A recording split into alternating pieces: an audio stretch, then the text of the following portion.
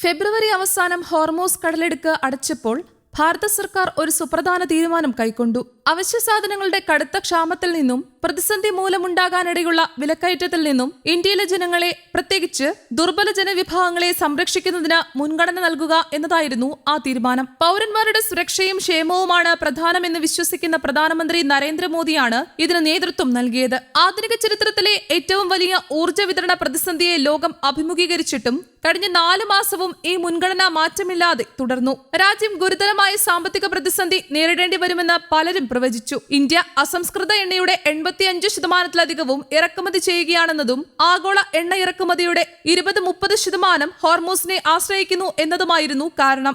ഇന്ധന സ്റ്റേഷനുകൾ ഇന്ധനക്ഷാമം നേരിടുമെന്നും വില കുത്തനെ ഉയരുമെന്നും സമ്പദ് വ്യവസ്ഥ തകരുമെന്നും വിമർശകർ പ്രവചിച്ചു. എന്നാൽ ഈ പ്രവചനങ്ങൾ യാഥാർത്ഥ്യമായില്ല. പകരം ഇന്ത്യ ആവശ്യാനുസരണമുള്ള ഇന്ധന വിതരണം നിലനിർത്തി. പെട്രോൾ പമ്പുകൾ തടസ്സരഹിതമായി പ്രവർത്തിച്ചു. മറ്റു പല രാജ്യങ്ങളെക്കാൾ കുറഞ്ഞ വിലയ്ക്ക് ഊർജ്ജ ലഭ്യത ഉറപ്പുവരുത്തി. ഇന്ത്യ ഈ വിജയം എങ്ങനെ നേടിയെന്ന് വിശദീകരിക്കുകയും പ്രതിസന്ധി ഘട്ടത്തിൽ പ്രചരിച്ച തെറ്റിദ്ധാരണകൾ തിരുത്തുകയും ചെയ്യുകയെന്നത് പ്രധാനമാണ്. ഫെബ്രുവരി 28-ന് ഇറാനിൽ നടന്ന സൈനിക ആക്രമണത്തിനു ശേഷം ലോകത്തിലെ ഏറ്റവും പ്രധാനപ്പെട്ട എണ്ണ പ്രകൃതിവാതക ഗതാഗത മാർഗങ്ങളിൽ ഒന്നായ ഹോർമൂസ് കടലിടുക്ക് അടച്ചത് വലിയൊരു ഊർജ്ജ പ്രതിസന്ധി സൃഷ്ടിച്ചു. ഇന്ത്യയെ സംബന്ധിച്ചിടത്തോളം ഏറ്റവും വലിയ വെല്ലുവിളി LPG വിതരണമായിരുന്നു. അമേരിക്കയും മധ്യേഷ്യയുമാണ് ലോകത്തിലെ പ്രധാന LPG കയറ്റുമതിക്കാർ. ഇന്ത്യയുടെ LPG ഇറക്കുമതിയുടെ ഏകദേശം 60% മധ്യേഷ്യയിൽ നിന്നായിരുന്നു. ഈ വിതരണം പെട്ടെന്ന് തടസ്സപ്പെട്ടപ്പോൾ കേന്ദ്ര സർക്കാർ അടിയന്തര നടപടികൾ സ്വീകരിച്ചു. LPGയുടെ വിതരണവും ആവശ്യകതയും കൈകാര്യം ചെയ്യുന്നതിനായി LPG കയറ്റുമതി, റിഫൈനറി, ബോട്ട്ലിംഗ് പ്ലാന്റ്, വിതരണ പ്രക്രിയ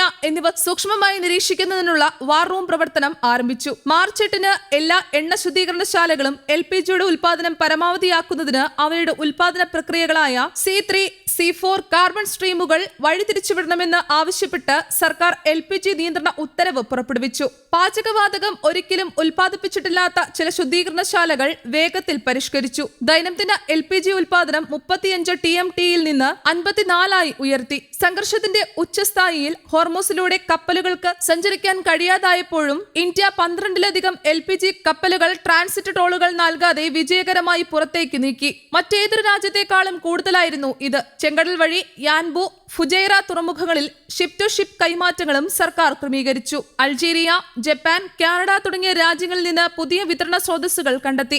ഗൾഫിനകത്തും പുറത്തും ഇതുവരെ ഇടപെട്ടിട്ടുള്ള എല്ലാ ഉൽപാദകരും പ്രതിസന്ധി ഘട്ടത്തിൽ ഇന്ത്യയെ പിന്തുണച്ചു. LPG വിതരണം വർദ്ധിപ്പിക്കുന്നതിന് പുറമെ പ്രതിസന്ധി ഘട്ടത്തിൽ ന്യായമായ വിതരണം ഉറപ്പാക്കാനുള്ള നടപടികൾ സർക്കാർ ശ്രദ്ധാപൂർവം കൈകാര്യം ചെയ്തു. വീടുകളിലേക്കുള്ള പാചകവാതക വിതരണം ഉറപ്പാക്കി. കരിഞ്ചന്തയും സിലിണ്ടറുകളുടെ നിയമവിരുദ്ധമായ വഴിതിരിച്ചുവിടലും തടയാൻ ഡിജിറ്റൽ ഒതന്റിക്കേഷൻ കോഡ് നിർബന്ധമാക്കി. ആവശ്യമുള്ളപ്പോൾ ഓരോ പൗരനും സിലിണ്ടർ ലഭിക്കുന്നതിന് 25-45 ദിവസത്തെ പരിധികൾ ഏർപ്പെടുത്തി.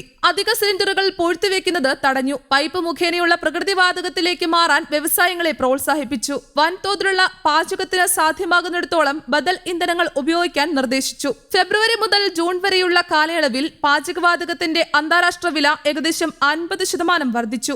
ഒരു സിലിണ്ടറിന്റെ ഇറക്കുമതി ബന്ധിത ചെലവ് 1600 രൂപയിൽ കൂടുതലാകുമായിരുന്നിട്ടും പ്രധാനമന്ത്രി ഉജ്ജ്വല യോജന ഗുണഭോക്താക്കൾക്ക് 642 രൂപയ്ക്ക് സിലിണ്ടറുകൾ നൽകുന്നത് തുടർന്നു. ഓരോ ഉജ്ജ്വല സിലിണ്ടറിനും ഏകദേശം 900 രൂപയും മറ്റു വീടുകൾക്ക് ഓരോ സിലിണ്ടറിനും ഏകദേശം 600 രൂപയും സബ്സിഡിയായി സർക്കാർ വഹിച്ചു. ആഗോള എണ്ണവില ഉയരുന്നതിന്റെ ആഘാതം ഉപഭോക്താക്കളെ ബാധിക്കാതിരിക്കാനായി കഴിഞ്ഞ മാർച്ചിൽ ഇന്ധനത്തിന്റെ കേന്ദ്ര എക്സൈസ് തീരുവ ലിറ്ററിന് 10 രൂപ കുറച്ചു. സുസജ്ജം ഇന്ത്യയുടെ ഊർജ്ജ സംവിധാനത്തിന്റെ യഥാർത്ഥ അളവുകോൽ വിമർശകർ നടത്തിയ പ്രവചനങ്ങളല്ല, മറിച്ച് പ്രതിസന്ധി ഘട്ടത്തിൽ അത് എത്രത്തോളം മികച്ച പ്രകടനം കാഴ്ചവെച്ചു എന്നതാണ്. ആധുനിക ചരിത്രത്തിലെ ഏറ്റവും വലിയ ഊർജ്ജ പ്രതിസന്ധി നേരിട്ട് 4 മാസത്തിന് ശേഷവും ഇന്ത്യക്ക് ഇന്ധനത്തിന് റേഷൻ ഏർപ്പെടുത്തേണ്ടി വന്നില്ല. അസംസ്കൃത എണ്ണ ഇറക്കുമതി ചെയ്യുന്ന രാജ്യങ്ങളുടെ എണ്ണം വർദ്ധിപ്പിച്ചതിലൂടെയും ഇറക്കുമതി ടെർമിനലുകൾ വികസിപ്പിക്കുന്നതിലൂടെയും കൂടുതൽ പൈപ്പ് ലൈനുകളും ഇന്ധന ശേഖരണവും നിർമ്മിച്ചതിലൂടെയും ഹോർമൂസ് കടലിടുക്കിലെ പ്രതിസന്ധി കൈകാര്യം ചെയ്യാൻ ഇന്ത്യ സുസജ്ജമായിരുന്നു. പ്രതിസന്ധി ഘട്ടത്തിൽ സാധാരണ ഊർജ്ജ വിതരണം നിലനിർത്താൻ രാജ്യത്തിന് കഴിഞ്ഞതിന്റെ പ്രധാന കാരണം